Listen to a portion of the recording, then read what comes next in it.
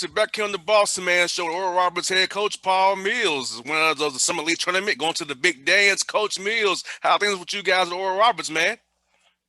Yeah, I mean, we're obviously happy about winning a championship. I'm most excited for our guys to experience March Madness. Was counting earlier today. Our staff has been a part of 81 of these games, and but your players haven't had. They've never had this experience. So the opportunity, even given the current situation, to allow your guys to experience March Madness is something that they'll remember for the rest of their lives.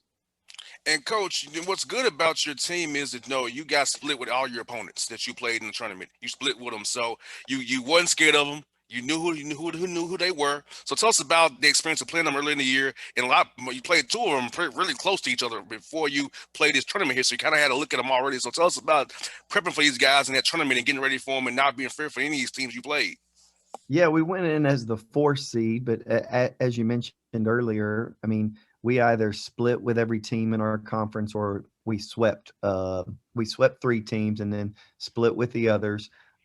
We weren't able to play one game on account of COVID, and if we'd have been fortunate enough to win that, we'd have finished second. And so, I mean, given the COVID situation, you just didn't really know where you were going to seed for the tournament. But at the same time, you felt very confident about your opportunity to win it. And as you know, I mean, you just have to think 1-0, and Yes. let's try to get this first one, and then we'll regroup after that, and then we'll try to go 1-0 again. And so we were able to do that 3 games in 3 days. I think the league, the way that it was set up, we were used to playing back-to-back games, so that wasn't as big a focus in regards to handling fatigue. But by the time you get to game three in a nationally televised game, I almost think you're running on adrenaline, and wasn't really too worried about game three. Although I think we ran out of gas there at the end after having a really good first half. Not quite so much the second half, but we were able to pull it out in the end. And again, we felt confident going into the tournament. I want to ask you about that. I saw you guys get that big lead. I'm like, okay, thinking in my head, well, I'm talking to Coach Mills here real soon. Thinking in my head, you guys, held on that lead. So I talk about that adversity of, you never lost the lead, but it got kind of close there for you guys, and you still pulled it out. So tell us about the resolve of your team to deal with that, having that big lead and still getting the job done in the end. Yeah, I mean, for the most part, I mean, watched a little bit of Kansas and Oklahoma last night, and I know Kansas was up 20, and then next thing you know, it's a game. And I mean, the reality is we were up 45-20 at the half in a conference championship game, and there's part of you, especially if you're dealing with guys who've never done it before, that are just like, man, this is pretty easy, and you just don't realize the other team is gonna be involved. And Yes. I knew they weren't gonna have 2 bad halves, and obviously, it became a very close basketball game. They battled back and actually tied the game. Fortunately, they never took the lead, but, we were able to win it by 3 at the end. But, we kinda warned our guys. The reality is that you have to kinda go through it in order to develop the resilience. There's Yes. nothing that we can really do. I mean, it's like a parent dealing with their child. Is we can't take you away from difficult and hard situations. You're going to have to learn how to deal with these. And when you learn how to deal with these, you're going to build up more resolve and resilience in you.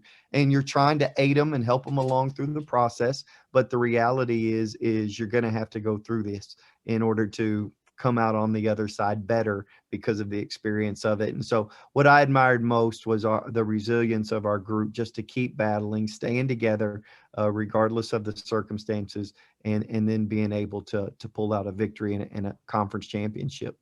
Because coach, you all us do is win or go home. So they're gonna have you that competitive response is coming. They're gonna try to punch back and try to keep it to get chip away faster. 100%. So you knew it was coming. You used to think that an avalanche like that, but the fact you said your guys stuck together. I never saw your guys wavering in their belief in each other. And I said to myself when I said they're still gonna win the game, even when they tied the game. I felt it in my heart because I saw all game long what your team was about. So I'm like, they'll be okay. Now, they probably felt the same. You probably was as calm as I was, but I know you probably was like, yeah, these are the guys I coached about. My top 6 men have our backs for today for sure, especially Max and those guys. Yeah, I mean, and my wife will sometimes say, "How come you don't get nervous at the end of games?" Well, for coaches, we kind of know where the ball is going, and we have an idea about who may actually get a shot at the end or who may actually get the play made for them at the end, or them being able to make one. And so, I mean, you're just kind of in the moment, and you're trying to help your guys as much as possible, and put them in a position, and hey, this is the direction we need to go in order to make sure we come out right. And then you just, that level of execution and commitment to one another to do the right thing showed itself. And to being able to punch your ticket in a difficult situation is a pretty cool event, because you know, on account of the experience, you're going to be a better basketball team. And I think the night before the tip in, winning the game on a tip in, had to help too. That hey, we could it could have went either way, but we made the play and we won. So I feel like you guys were kind of loose from that too as well. In fact, hey, we could have been done last night, but we're still here today, so we're still good. We can get this thing to tonight and get this job done for real. Finish off the deal here. Yeah, I mean, and what I was, obviously making a game-winning play to win at the buzzer, and it was the number one play on Sports Center. And what I was more impressed by is I think good players can prevent distractions. They can really get locked in on what's my mission, what am I trying to do here, and they in essence get tunnel vision. And so I don't know how much they actually watch Sports Center. I didn't see it because I was so locked in on the next opponent. But I thought our guys did a wonderful job of, hey, minimizing distractions. Let's focus in on this next one in order to accomplish what we came here to do. Most definitely, and I feel like that you're right, Coach. When you're on a mission, man, like when you lock in on that mission, man, you don't care about the outside. I know when I played, when I in my day, it was about to get the game. Now after the game, I have my fun, catch up with you guys, my buddies. But when I'm on game week, I wasn't thinking about nothing but that game. 'Cause I wanted to perform and do my thing. So for me, scoring a touchdown was my payoff for the week of hard work, right? Yeah, So so yeah, I wasn't thinking about the noise. So I feel yeah. like once you get in that mindset, you're trying to accomplish something, man. You really don't care about the outside noise. Yeah, my wife often has told me several times that that can't be true. That eh, when you're watching a game, you really can't pay attention to anything. And I often tell her, I mean, I've been in arenas where there's 100 people, and I've been in arenas where there's 55,000, and coach games in both of those. And I can honestly say, I I mean, you can hear the background noise, but in regards to your focus and what you're paying attention to, it's really, to a large degree, not that different. I mean, you're just so locked in on that 94 by 50-foot court and what the execution and what you're supposed to do in regards to executing a game plan. You get so locked in on that, you can kind of not pay attention to the peripheral. But I do think it's what makes good players good players. You got that right. And what I love about your run coaches is you got contributions from everybody. Everybody chipped in. I know you pretty much played 7 guys, pretty much 6.5, if you want to be honest about it. But so all your guys you played should be big roles. Whether it was one night it was Kareem, it was Max one night, Francis one night. It was, you had it going from every part of your roster. Off the bench, your man's bombing, making shots. So it's like, coach, I felt that like, wow, these guys who out there doing the thing for a while but are really together and got guys going on. You had them guys coached up really well, and it was really prepared to play, and they was really committed to what you guys were doing. Well, I don't make a shot. I don't get a rebound. What you do is you have to have guys that, at the end of the day, they want to play hard because they recognize they have a responsibility to each other in order to do that.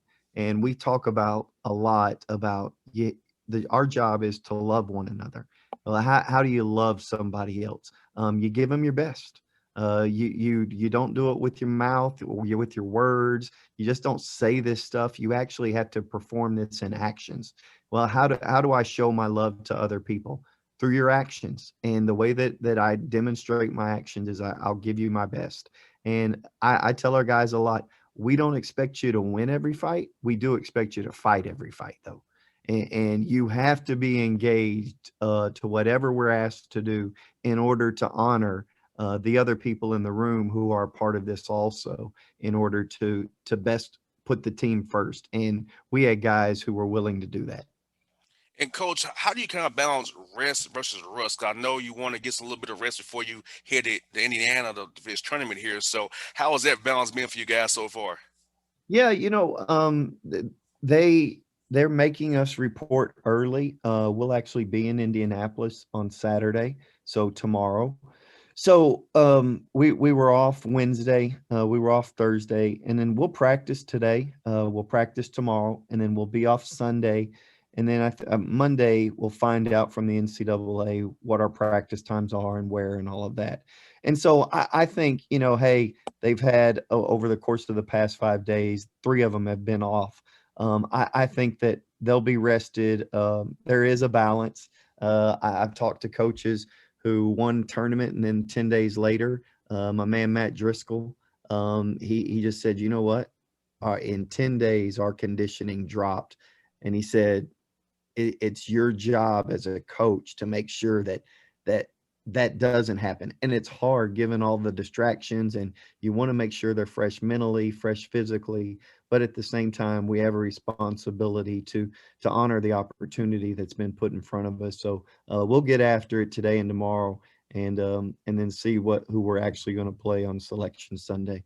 For Coach Mills, I love Coach Driscoll, as you know from last time we actually chatted. So I'm Yeah. I'm I'm happy for you because you're part of that bad family of Baylor, man. That tree is great, man. So I'm definitely cheering for you guys, and I look forward to seeing you down the road on the show, man. And hope to catch you when everything is COVID stuff lets up, man. Meet you up in Houston in your old stopping grounds, man. Have a good time down It there, man. sounds good to me. I'll find any excuse in the world in order to get to Houston. Boss man, thank you very much. You're welcome, Coach. You be good, be safe, buddy, and be blessed, man. Thank you. Thank you. All right now.